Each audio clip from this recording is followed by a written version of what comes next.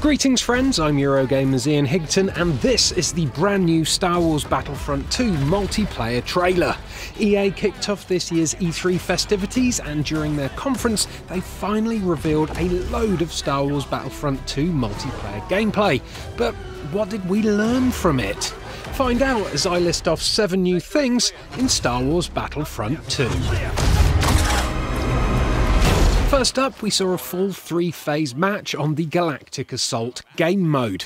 The match was played on a brand new map, the city of Theed on Naboo, which as you undoubtedly know, is set in the prequel era. The first phase of the battle takes place out in the open, allowing street-to-street fighting, ground vehicle assaults, and crazy mid-air dogfights above the city.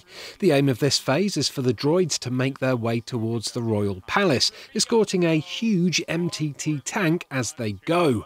Once the tank reaches the palace, it will destroy the entrance, signalling the start of Phase 2. Phase 2 is where the droids must make their way inside the palace itself. Once inside, their mission is to override the security systems located in the west and east atriums.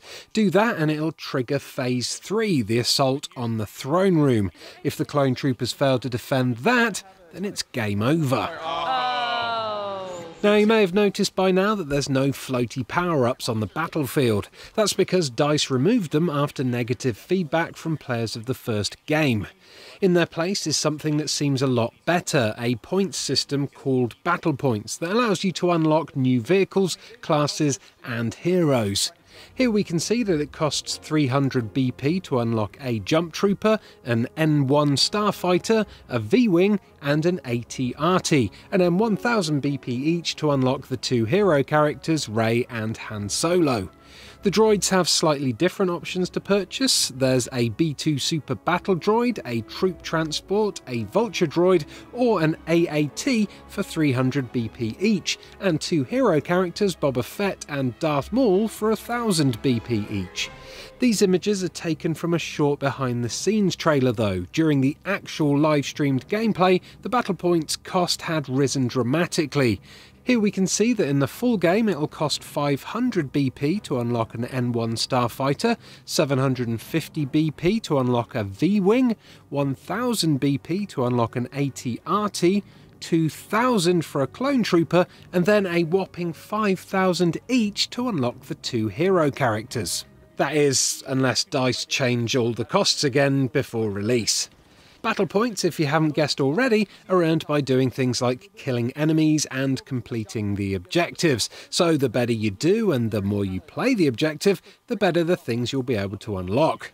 That sure beats hanging around waiting for power-ups to spawn, eh? Although the power-ups have gone, this gameplay confirms that star cards are back. Star cards, if you remember, are the equipable cards that you can purchase for your characters as you level up. These cards allow you to equip your fighters with extra weapons and abilities. As you can see here, the standard officers have a blaster turret, battle command fortitude, disruption, and a cooldown bonus, while the specialists have a trip mine, infiltration replenish, disruption, and another cooldown bonus. But these can be changed and swapped around to suit your individual playstyle. Battlefront 2 is the first time that the Clone Army and the Trade Federation droids have been playable in an EA Battlefront game. We already knew they were coming though, as they were announced at this year's Star Wars Celebration. What wasn't so clear though was how the new class system would work, but thanks to this gameplay we can see all 4 standard classes in action, along with the unlockable class types, the Jump Trooper and the B2 Super Battle Droid. The Assault class is your standard all-rounder class. They're good on the front lines, and on the Clone Trooper side they have a shotgun as their signature ability for some close quarters combat. Oh, and also they can do combat roles. The Heavy class, as you'd expect, is the class you'd want to pick if you're up for dominating the battlefield. These droid heavies are kitted out with laser miniguns. Perfect for holding that choke point. The specialist class here is basically the sniper. They have access to trip mines, so they can place booby traps behind themselves when they're sniping.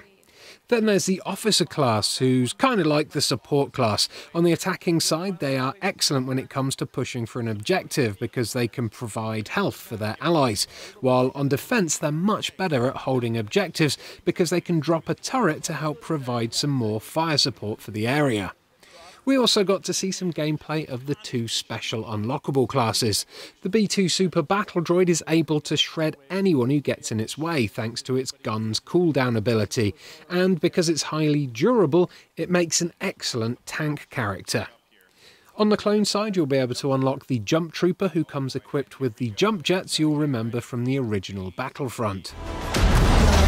Heroes are making a return to Battlefront, and in this gameplay we got to see two oldies make an appearance along with two brand new characters. Boba Fett is back with his signature jetpack, although this time he has some brand new tricks up his sleeve, like a concussion rocket that will disorientate players, and a rocket barrage instead of just one single rocket.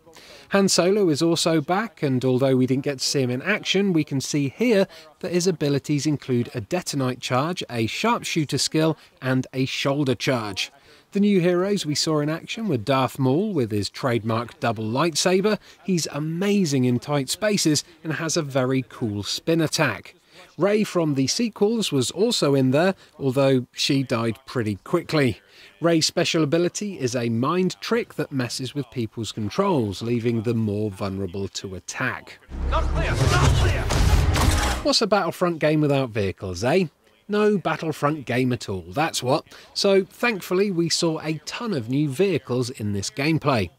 What's important to note, by the way, is that this gameplay confirms that there is no seamless vehicle transitions in the game, although it has been confirmed that they will be available for smaller vehicles like the speeder bikes on Endor or the Tauntauns on Hoth. Up in the skies, we witnessed lots of dogfights between new air vehicles like the Naboo N1 Starfighter, the Republic's V-Wing, and the Federation's Vulture droids. On the ground, we saw the AT-RTs, a small single-seater assault vehicle for the clone troops, and the AAT tank for the droids. In this clip, we can see the player in the AAT trigger the tank's siege mode, one of its 3 abilities. Siege mode gives the tank huge area of effect damage for a limited time. Finally, EA announced that there will be themed seasons in Battlefront 2, which will provide free content drops including new locations, characters, challenges and rewards. The first season, launching in December, is inspired by The Last Jedi and will add Finn and Captain Phasma to the game as playable heroes, along with a new planet called Crate, which we saw a glimpse of in the Last Jedi teaser trailer, and a new space map set above the planet Dakar, the location of the Resistance base in Episode 7.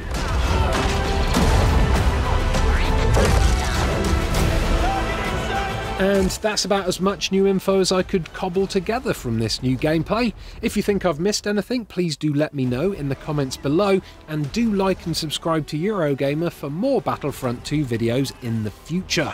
There's still loads more to find out about the game, like we still haven't seen a proper space battle yet, or any proper single-player gameplay. You can be sure though that as soon as we find anything out, we'll let you know right here on our YouTube channel. Thanks for watching, and may the Force be with you. Your next assignments, they are unusual.